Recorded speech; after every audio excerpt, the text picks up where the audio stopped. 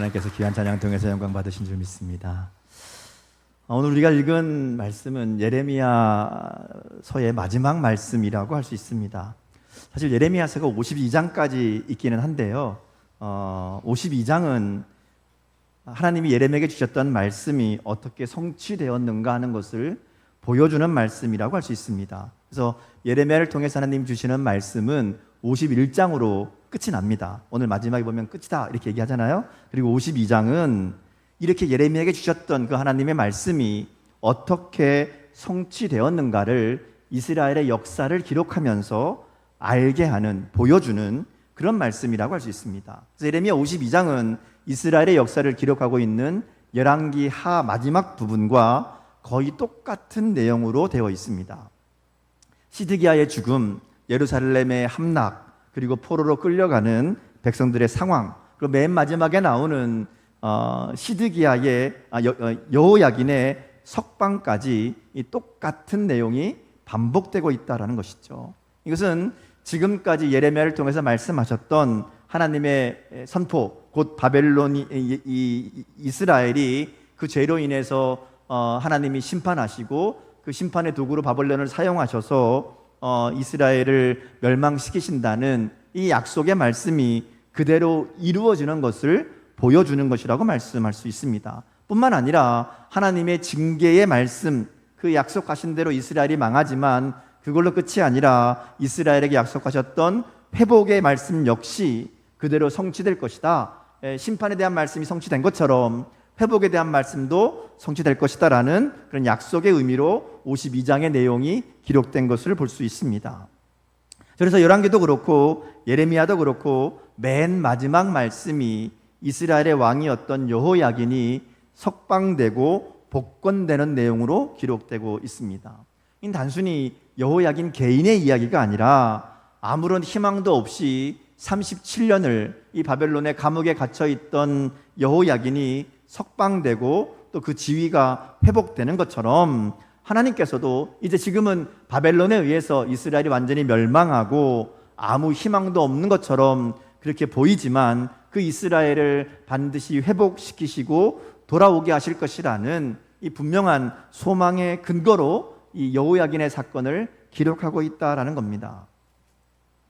우리가 지금 계속 예레미야 말씀을 통해서 말씀을 들었고 또 마지막 50장부터 51장의 이 바벨론의 심판에 대한 하나님의 말씀이 계속 이어졌습니다. 사실 이 모든 말씀들은 이 만물을 다스리시는 하나님의 주권에 대한 이야기였거든요. 이스라엘 백성들이 보기에 가장 강력해 보이고 절대로 무너지지 않을 것 같은 이 바벨론도 하나님이 세우시고 하나님이 사용하시고 또 하나님이 무너뜨리기도 하신다는 것을 분명하게 말씀하시는 것이 이제 50장, 51장 말씀입니다. 자, 그래서 51장 56절에 보면 하나님을 보복의 하나님이라고 이야기합니다. 보복의 하나님. 이 보복의 하나님 그러면 왠지 우리가 알고 있는 사랑의 하나님과 거리가 먼 것처럼 보이죠. 보복한다 그러면 뭔가 좀 무섭고 안 좋은 느낌이잖아요. 근데 이 보복의 하나님이란 말의 의미는 공의의 하나님이라고 볼 수 있습니다. 하나님은 공의의 하나님이시기 때문에 불의와 죄에 대해서는 반드시 심판하신다라는 겁니다. 그래서 이 예레미야 말씀을 보면 바벨론을 심판하는 이야기를 하면서 하나님에 대해서 어떤 이야기를 반복하는가 하면 행한 대로 갚으시는 하나님이다 이렇게 얘기하잖아요. 행한 대로 갚으시는 하나님, 곧 공의의 하나님, 보복하시는 하나님이라는 겁니다. 근데 이 말은 반대로 생각해 보면 하나님이 죄를 지은 자들, 하나님을 거역하는 자들에게는 반드시 심판하시고 벌을 주시지만 반대로 하나님을 찾는 자들, 하나님의 은혜를 구하는 자들, 또 하나님의 뜻대로 살아가는 자들에게는 반드시 상을 주시는 분이라는 의미도 됩니다. 이게 공의의 하나님이라는 말의 의미이고요, 보복하시는 하나님이라는 말의 뜻이라고 말할 수 있습니다. 하나님은 죄인은 반드시 심판하시지만 의인은 하나님의 구원을 받고 하나님이 주시는 상을 받게 하신다 하는 겁니다. 그래서 하나님이 바벨론에 대한 심판의 말씀을 이야기하면서 계속해서 같이 이야기하는 게 있어요. 여기 뭔가 하면 이스라엘의 회복이라는 겁니다. 하나님의 심판받는 자가 있다면 하나님이 회복해 주시는 구원해 주시는 자들도 있다라는 겁니다. 그것이 죄인이냐 의인이냐에 따라 달라진다는 것이죠. 물론 우리의 모습을 보면 하나님께 상 받을 의인의 모습보다 심판받을 죄인의 모습이 많을 때가 많습니다. 훨씬 더 많죠. 그럼에도 불구하고 우리에게 희망이 있는 것은 하나님이 우리를 우리의 모습으로만 보는 게 아니라 예수님의 십자가의 은혜로 덮어서 보신다는 겁니다. 우리가 예수님을 구주로 영접하고 십자가의 은혜를 의지하며 나아갈 때 하나님은 우리를 우리의 모습 그대로 판단하시는 것이 아니라 예수님의 십자가의 보혈로 우리를 의롭다고 여겨주신다는 거죠. 우리의 죄를 덮어주신다. 이게 하나님의 은혜이고 하나님의 사랑이잖아요. 그러기에 우리에게 하나님은 보복의 하나님이 아니라 상 주시는 하나님이심을 믿으시기를 주님의 이름으로 축복합니다. 예수님을 나의 주님으로 모시고 살아가는 우리에게는 하나님의 심판이 아니라 상 주시는 은혜가 준비되어 있는 줄 믿습니다. 자, 이렇게 바벨론에 대한 심판의 말씀이 끝나요. 그리고 나서 이제 오늘 본문의 말씀이 이어집니다. 오늘 59절 말씀부터 읽었는데요. 오늘 말씀은 지금까지 이야기한 50장부터 51장까지 이야기했던 이 바벨론에 대한 심판의 말씀을 바벨론에 가서 선포해라, 이 이야기입니다. 59절에 보면 이때가 시드기야 4년이라고 밝히고 있습니다. 시드기야 4년은 아직 이스라엘이 망하지 않은 때입니다.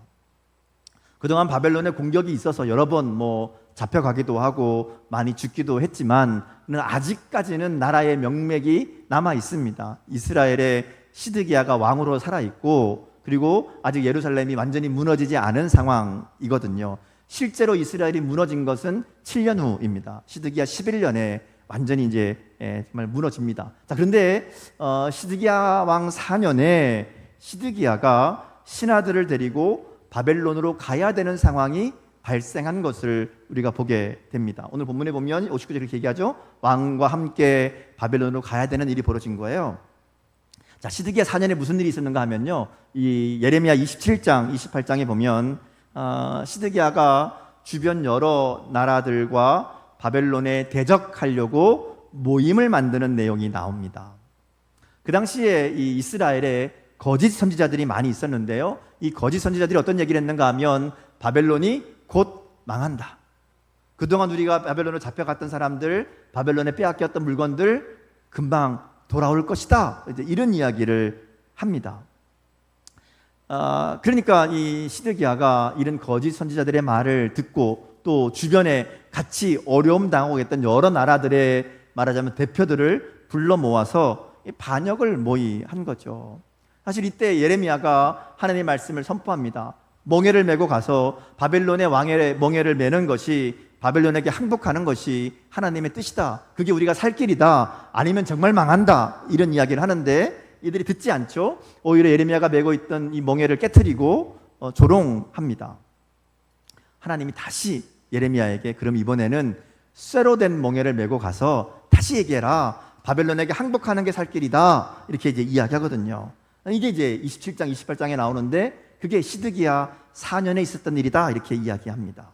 그러니까 지금 시드기야가 바벨론으로 가야 되는 상황은 아마도 이런 거짓 선지자들의 얘기를 듣고 주변 나라들과 바벨론에 대적하려고 했다가 아마도 이게 발각되지 않았을까. 그래서 바벨론에 의해 소환된 것이라고 볼 수 있습니다. 너 와봐, 이렇게 된 거죠. 너 와봐봐, 이렇게. 본문은 이 상황을 배경으로 합니다. 시드기야 왕이 신하들을 데리고 바벨론으로 가야 됩니다. 가서 뭐 해야 될까요? 오해라고. 그런 적 없다고. 우리는 바벨론에 충성을 맹세한다고 이러고 가야 되잖아요. 가서 이제 말하자면 이 상황을 무마해야 되는 그런 상황입니다. 자, 그 가운데에 스라야라는 사람이 있다, 이렇게 얘기합니다. 왕을 모시고 가는 사람인데요, 병창감이라고 되어 있습니다. 근데 이제 여러 가지 의미로 해석할 수 있는데 요즘으로 이야기하면 경호실장, 아니면 비서실장, 이렇게 왕을 가장 가까이에서 보좌하는 중요한 역할이라고 할 수 있습니다. 그래서 다른 성경 번역을 보면 수석 보좌관 이렇게 번역하기도 합니다. 어쨌든 가장 가까운 데에서 왕을 이렇게 모시게 되는 그런 임무를 가진 사람이 스라야인데요, 이 스라야에게 예레미야가 다른 임무를 맡깁니다. 너 바벨론으로 가면 해야 될 일이 있다. 이렇게 맡기는 거예요. 근데 여기 등장하는 스라야는 예레미야와 아주 중요한 관계가 있는 사람인데요. 예레미야가 하나님의 말씀을 듣고 선포할 때에 그 말씀을 기록한 사람이 있었죠. 앞에 나오는 바룩이라는 사람입니다. 바룩이 때로는 예레미야를 대신해서 하나님의 말씀을 전하기도 하고요, 선포하기도 하고 읽기도 했었습니다. 어쨌든 대부분의 이 예레미야 말씀은 아마 바룩이 기록했을 것이다, 이렇게 이제 추측하는데요. 그 바룩과 이 스라야가 형제라고 볼 수 있습니다. 왜냐하면 이 두 사람을 소개할 때에 마사야의 손자 네리야의 아들 이렇게 얘기하거든요. 둘이 똑같아요. 바룩을 이야기할 때도 이렇게 얘기하고 스라야를 얘기할 때도 이렇게 합니다. 그러니까 할아버지와 아버지가 똑같다. 그럼 뭐예요? 형제잖아요. 형제지간입니다. 어쨌든 이 스라야에게 예레미야가 중요한 임무를 맡깁니다. 세 가지를 이야기해요. 하나는 책을 가지고 가서 읽어라는 겁니다. 바벨론에 가서 이미 잡혀가 있던 바벨론의 포로로 있던 이스라엘 백성들에게 이 내용을 읽어줘라, 이 얘기입니다. 그 내용이 뭔가 하면 바벨론의 멸망에 관한 것이고, 우리가 읽었던 50장, 51장에 나오는 그 내용을 책으로 만들어서 가져가라는 겁니다. 사실 바벨론에 있던 이스라엘 백성들에게 들려지는 이 바벨론의 멸망에 대한 말씀은 그 자체로 기쁨이었을 겁니다. 야, 이제 정말 우리가 돌아갈 날이 확실히 있겠구나. 하나님이 이 바벨론을 완전히 무너뜨리시는 날이 있을 것이다. 이렇게 이제 생각할 수 있고, 그것이 희망이 되고 기쁨이 될 수 있습니다. 근데 문제는 지금 이 얘기가 들려지는 시기입니다. 시드기야 4년이라 했잖아요. 아직 이스라엘이 완전히 망하지 않은 때입니다. 이때는 바벨론의 전성기라고 할 수 있습니다. 주변 나라들을 다 닥치는 대로 정복하고, 또 유다도 마찬가지고 애굽도 멀리 쫓아버리고, 말하자면 힘이 가장 강력한 강성한 때의 상황이거든요. 근데 그 나라가 망할 것이다, 이렇게 얘기하는 거는 믿기 어려운 메시지잖아요. 당장 지금 이 시드기야 왕과 스라야가 바벨론에 온 것도 뭐예요? 바벨론의 마음을 좀 달래서 이 위기를 넘기기 위해서 왔잖아요. 근데 그 나라가 망한다는 얘기를 하라는 것은 믿기 어려운 이야기고요. 듣는 사람들이 비웃었을 겁니다. 이게 무슨 얘기냐, 말도 안 되는 얘기한다, 이럴 수밖에 없는 그런 상황이거든요. 그래서 예레미야가 스라야에게 가서 읽어라는데, 오늘 우리가 읽은 성경에는 읽어라 되어 있지만 다른 번역을 보면요, 반드시 다 읽어라 이렇게 나와요. 이게 무슨 얘기인가 하면 끝까지 다 읽어야 된다. 사람들이 무시해도 비웃어도 분명히 전해라, 이런 의미라고 볼 수 있습니다. 두 번째는 말하라고 얘기합니다. 근데 여기 말하라는 게 사실 그 내용을 보면 기도하라는 의미입니다. 62절 말씀을 한번 같이 보겠습니다. 62절. 자, 시작. 말하기를 여호와여 주께서 이곳에 대하여 말씀하시기를 이 땅을 멸하여 사람이나 짐승이 거기에 살지 못하게 하고 영원한 폐허가 되리라 하셨나이다 하라 하니라. 자, 말하라 그러는데 말하는 내용을 보면 하나님께 하는 얘기잖아요. 여호와여 주께서 이렇게 시작합니다. 그러니까 내용은 기도하라는 내용이에요. 그래서 표준 서번역 성경을 보면요, 이 구절을 좀 다르게 번역합니다. 같이 한번 읽어볼까요? 같이 읽겠습니다. 자, 시작. 주님, 주께서 친히 이곳을 두고 말씀하시기를 이곳에는 아무것도 살 수 없도록 멸망시켜서 사람도 짐승도 살 수 없는 영원한 폐허로 만들겠다고 하셨습니다 하고 기도하십시오. 기도하라는 얘기예요. 도저히 믿어지지 않는 말씀이기에 그 말씀대로 이루어지기를 기도하라는 겁니다. 하나님의 약속대로 바벨론에 이루어질, 이 바벨론의 멸망이 이루어질 것을 선포하며 기도하라는 그런 내용입니다. 이것은 스라야에게 하는 이야기이기도 하고요, 이 이야기를 듣는 이스라엘 백성들에게 하는 이야기입니다. 너희들이 그 말을 듣고 이 말을 듣거든 이렇게 기도해라, 이런 의미죠. 세 번째는 책에 돌을 메어서 유브라데 강 속에 던지며 선포하라고 이야기합니다. 63절, 64절인데요. 같이 읽겠습니다. 자, 시작. 너는 이 책 읽기를 다한 후에 책에 돌을 메어 유브라데 강 속에 던지며 말하기를 바벨론이 나의 재난 때문에 이같이 몰락하여 다시 일어서지 못하리니 그들이 피폐하리라 하라 하니라. 예레미야의 말이 이에 끝나니라.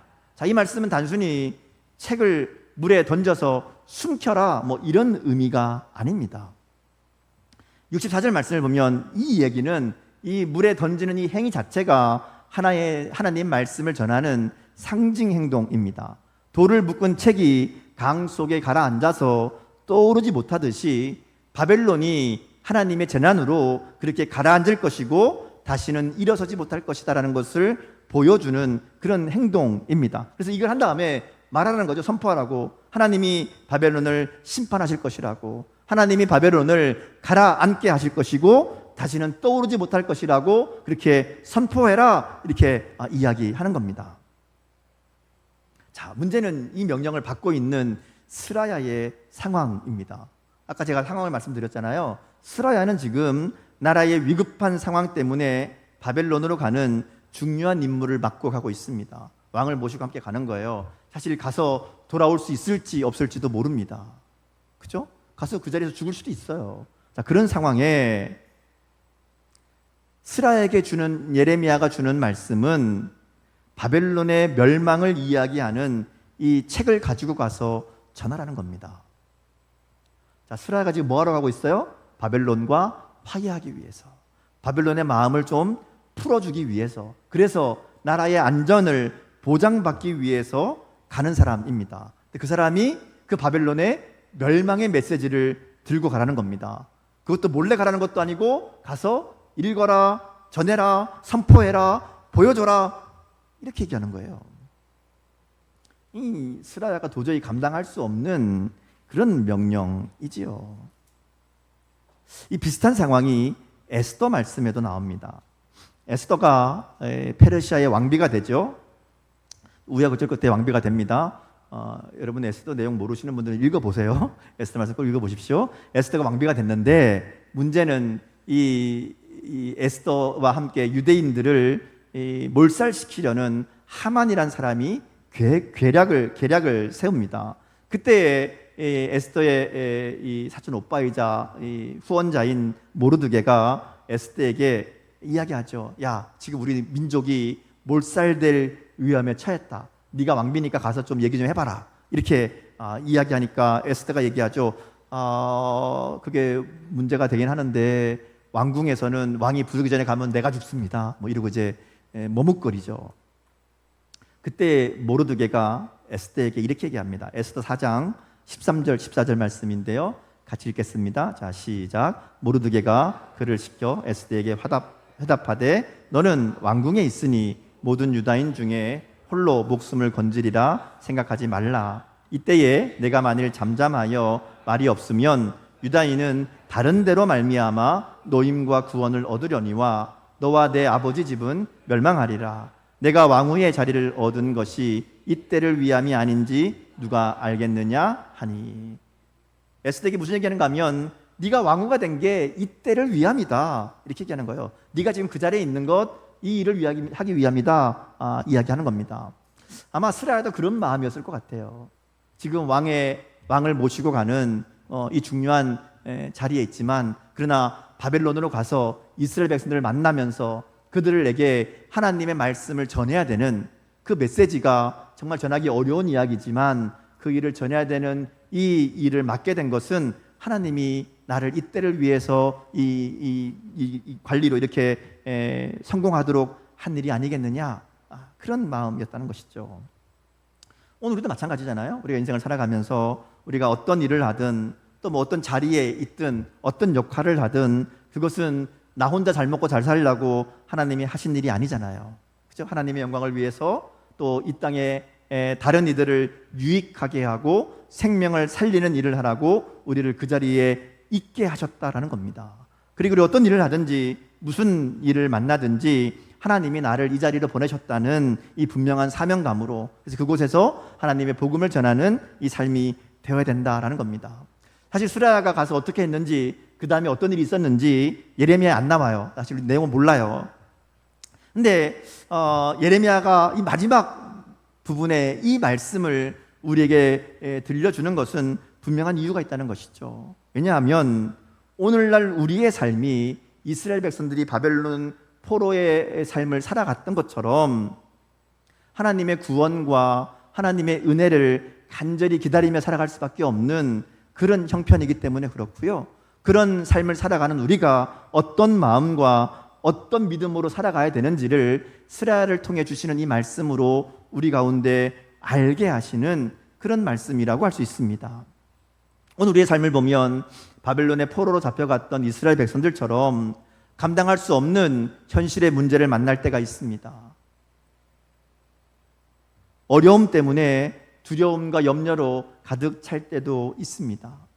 하나님을 분명히 믿습니다. 하나님의 말씀을 듣기도 하지만 눈앞에 있는 큰 문제가 우리의 마음을 흔들어서 믿음으로 반응하지 못하게 만들 때가 많다는 것이죠. 오늘 스라야에게 가서 전해라 이렇게 얘기하는 예레미야도 사실은 그랬거든요. 예레미야가 안 그런 거 아닙니다. 예레미야 20장에 보면 예레미야가 하나님 앞에 탄식하며 기도하는 내용이 나옵니다. 예레미야 1장에 보면요, 하나님이 이 예레미야를 처음 부르실 때에 야, 네가 가서 좀 내 이야기를 좀 해라. 그러면 예레미야가 제가 가겠습니다 이러고 나선 거 아니거든요. 성경에 보면 예언자들, 선지자들 다 나 못합니다 그러고 시작해요. 딱 한 사람, 이사야만 내가 가겠습니다 그런 사람이었어요. 근데 예레미야도 안 한다고 나는 못한다고, 나는 도저히 못한다고 이렇게 얘기하는데 하나님이 야 두려워하지 마, 내가 같이 해줄게, 내가 도와줄게 막 이렇게 해가지고 예레미야가 시작한 거거든요. 근데 예레미야가 하나님의 말씀을 전할 때마다 어떤 반응이 오죠? 사람들이 거부합니다. 무시합니다. 그 정도면 괜찮아요. 근데 듣기 싫은 말 한다고 때립니다. 감옥에 가두기도 하고요, 죽이려고 하기도 합니다. 한두 번이 아니라 하나님의 말씀을 선포할 때마다 그래요. 그런데 예레미야가 아무리 믿음이 좋은 사람이라 하더라도 어떻게 멀쩡할 수가 있겠습니까? 예레미야가 낙심하고 좌절합니다. 하나님 앞에 나가서 뭐라 그러는가? 하나님, 내가 태어나지 않았으면 좋았을 뻔했습니다. 무슨 얘기예요? 나를 죽여주십시오 이런 얘기잖아요. 못하겠습니다. 못해먹겠습니다. 차라리 죽는 게 낫겠습니다. 이 절망 가운데 부르짖거든요. 그러니까 예레미야도 하나님이 주시는 말씀을 붙들고 하나님 주시는 사명을 가지고 하나님을 향한 분명한 믿음을 가지고 삶을 살아가지만 현실의 문제 앞에 두려워하기도 하고 원망하기도 하고 좌절하기도 했다는 겁니다. 그럼에도 예레미야의 기도를 하나님이 들으시고 응답해 주시고 힘을 주시고 계속해서 끝까지 이 사명을 감당할 수 있도록 하나님이 도우시죠. 그래서 물론 예레미야의 마지막은 순교로 끝났다고 알려집니다. 그러나 그 자리까지 끝까지 예레미야가 포기하지 않고 그 길을 걸어갈 수 있도록 하나님이 도우신 거거든요. 그러니까 예레미야가 자신이 이런 경험이 있기 때문에, 이런 마음을 알기 때문에 스라야에게 얘기하는 거예요. 야, 네가 가서 얘기해야 된다 하긴 하는데 그게 얼마나 어려운 일인지 힘든 일인지를 너무나 잘 알거든요. 그래서 예레미야가 스라야에게 그래서 네가 이거 꼭 해 이러고 세 가지를 이야기하는 겁니다. 이것은 오늘 우리가 하나님의 말씀을 붙들고 믿음으로 살아가면서 꼭 기억해야 될 중요한 세 가지 원리라고 말할 수 있습니다. 첫 번째는 말씀을 읽어야 된다 이렇게 얘기합니다. 말씀을 읽어라. 아까 말씀드렸잖아요. 예레미야가 스라야에게 말씀을 반드시 다 읽어라 이렇게 얘기합니다. 사람들이 거부해도, 사람들이 무시해도 다 읽어라 이렇게 얘기하는 거예요. 이건 단순히 그냥 읽어라라는 말이 아니고 그 가운데 하나님의 뜻이 있음을 믿고 그 뜻을 알기 위해서, 그리고 하나님의 약속을 확인하기 위해서 읽어라는 겁니다. 오늘 우리가 말씀을 읽는 이유도 바로 이것이어야 됩니다. 여러분, 성경을 읽을 때 성경을 읽는 이유가 나 몇 번 읽었다 자랑하려고 읽으면 안 됩니다. 성경 읽어야 된다 그러니까 오늘 내가 한 장 읽었어, 두 장 읽었어, 나는 그래도 말씀을 읽었다 이러고 스스로 위안하기 위해서 읽어서는 안 된다는 겁니다. 말씀 속에서 하나님의 뜻을 알기 위해, 그리고 하나님의 약속을 붙들기 위해 읽어야 된다는 것이죠. 말씀을 읽으면서 하나님의 마음을 알고요, 하나님의 약속을 붙들고 그렇지, 하나님 이렇게 약속하셨지, 하나님 이렇게 말씀하셨지, 이렇게 확신하라는 겁니다. 말씀을 읽는 이유가 거기에 있죠. 말씀을 통해 하나님을 만나고 하나님의 마음을 알고 깨닫는 것이 중요합니다. 그리고 두 번째는 기도하라고 이야기합니다. 말씀을 통해 주시는 하나님의 뜻이 우리의 삶에 이루어지기를 기도하라 이야기합니다. 오늘 말씀에 보면 기도의 내용이 뭐예요? 하나님 말씀하신 대로, 바벨론에게 멸망을 선포하신 대로 그대로 이루어지게 하옵소서. 이 기도거든요. 우리가 해야 될 기도는 다른 거 아니에요. 하나님의 뜻이 이루어지게 하옵소서. 내 삶 속에, 우리 가정에, 우리 교회에, 나의 직장 가운데, 나의 삶 가운데 하나님이 가지고 계신 그 계획, 하나님의 그 뜻, 그게 이루어지길 원합니다. 내 힘으로 할 수 없으니까 하나님 그 일을 이룰 수 있도록 내게 힘을 주시고 능력을 주옵소서. 이게 우리가 드려야 될 기도라는 것이죠. 오늘 우리도 기도를 통해서 하나님과 교제하고 하나님의 위로와 은혜를 받고, 그래서 기도를 통해 힘과 능력을 얻어야 사명을 감당할 수 있고 믿음으로 살아갈 수 있다라는 겁니다. 마지막 세 번째는 순종의 행동이 필요합니다. 책에 돌을 메어서 강에 던지는 것은 이거 위험한 말씀이니까 감춰라, 증거를 없애라, 이런 이야기 아닙니다. 오히려 이 일을 통해서 하나님의 말씀, 바벨론의 멸망을 분명하게 선포하라고 말하는 겁니다. 이것은 하나님의 말씀이 그대로 이루어질 것을 믿음으로 바라보면서 그 말씀을 선포하고 그리고 말씀대로 순종하라는 것을 의미합니다. 말씀대로 이루실 하나님을 기대하며 살아가야 된다는 것이죠. 그래서 하나님의 말씀대로 이루실 것을 믿음으로 선포하고 말하고 또 행동으로 순종하는 삶이 되어야 된다라는 겁니다. 이 세 가지 얘기하는 거예요. 말씀을 읽어라, 기도해라, 그리고 던져라, 순종해라, 이렇게 말씀하는 겁니다. 예레미야는 사실은 이거 스라야에게 지금 이렇게 얘기하지만 이 스라야에게 말하는 것은 자기에게 하는 이야기이기도 합니다. 하나님의 말씀을 전하는 일, 하나님의 말씀대로 사는 일, 그게 흔들리고 두려울 수 있는 일이지만 하나님을 끝까지 붙들고 말씀을 통해서 확신을 가지고 기도를 통해서 힘을 얻고 그리고 끝까지 우리가 달려가자, 순종하자, 이 얘기거든요. 이게 스라야에게 하는 이야기이기도 하지만 자신에게 하는 이야기이고 오늘 우리에게 하는 이야기이기도 합니다. 그래도 믿음으로 살아가는 것 쉽지 않잖아요. 흔들릴 수 있고 두려울 수 있고 낙심할 수 있습니다. 그러기에 오늘 우리에게 하나님의 은혜가 필요한 거죠. 그래서 우리가 하나님의 사람으로 이 땅을 살아갈 때에 하나님의 은혜 가운데 살기 위해서는 말씀을 읽고 기도하고 순종하는 것이 꼭 필요하다라는 겁니다. 말씀을 통해서 하나님의 뜻을 분별하고 확신하고 기도함으로 하나님의 능력과 힘을 우리가 얻고요. 그리고 순종의 삶을 통해서 하나님의 뜻을 이루는 그런 삶이 되어야 될 줄 믿습니다. 그럴 때에 절대로 무너지지 않을 것처럼 보였던 바벨론과 같은 우리 인생의 큰 문제와 어려움들이 하나님의 능력으로 사라지고 하나님께서 회복시켜 주시는 그 은혜를 누리게 될 줄 믿습니다. 오늘 본문 바로 앞에 보면요, 51장 58절에 이런 말씀이 있어요. 같이 한번 읽겠습니다. 58절 말씀, 자 시작. 만군의 여호와께서 이와 같이 말씀하시니라. 바벨론의 성벽은 회파되겠고 그 높은 문들은 불에 탈 것이며 백성들의 수고는 헛될 것이요 민족들의 수고는 불탈 것인즉 그들이 쇠잔하리라.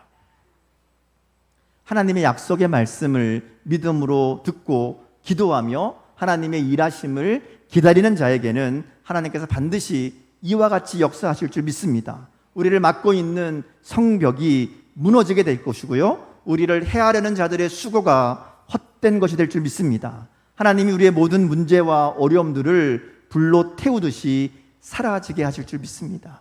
오늘 우리가 우리 가운데 이렇게 행하실 그 하나님을 믿음으로 바라보며 그 하나님 의지하며 살아가는 그런 저와 여러분 될 수 있기를 주님의 이름으로 축복합니다.